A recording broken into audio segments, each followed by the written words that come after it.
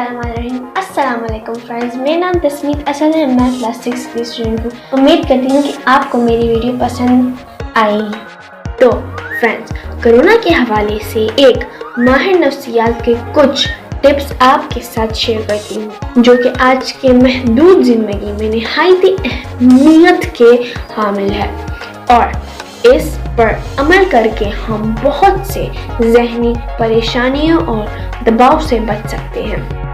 Tips کی طرف بڑھتے ہیں، مگر اگر آپ نے میرے چینل کو ابھی تک سبسکرائب نہیں کیا تو پلیز میرے چینل کو سبسکرائب کریں اور بیل آئیکن کو ساتھ میں کلک کریں، اور اگر آپ کو میری ویڈیو پسند آئی تو لائک بھی ضرور کریں۔ ٹپ نمبر 1، اپنے آپ کو کرونا کی خبروں سے دور رکھیں۔ اس بیماری کے بارے میں آپ کو جتنا جاننا تھا آپ جان چکے ہیں۔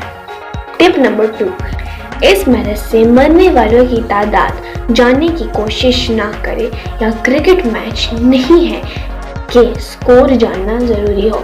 مرنے والوں کی تعداد دوسروں سے شیئر نہ کیجیے، دوسروں کا دل اور دماغ کمزور ہو سکتا ہے، وہ ایسی خبریں سن کر بیمار ہو سکتے ہیں۔ ٹپ نمبر 3، انٹرنیٹ پر ڈھونڈ کر کرونا کے بارے میں جاننے کی کوشش نہ کریں، اس سے آپ دماغی طور پر کمزور ہو سکتے ہیں۔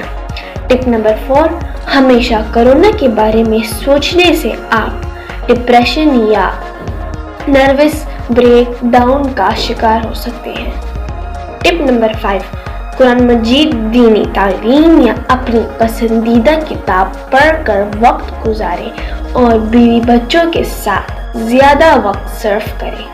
ٹپ نمبر 6، واٹس ایپ اور فیس بک کی خبروں پر تصدیق کیے بغیر بھروسہ نہ کریں۔ ٹپ نمبر 7، اللہ کی رحمت پر بھروسہ کریں اور یہ یقین رکھیں کہ جس طرح ہر بلا ایک دن ٹل جاتی ہے، یہ وبا بھی ٹل جاتی ہے انشاءاللہ۔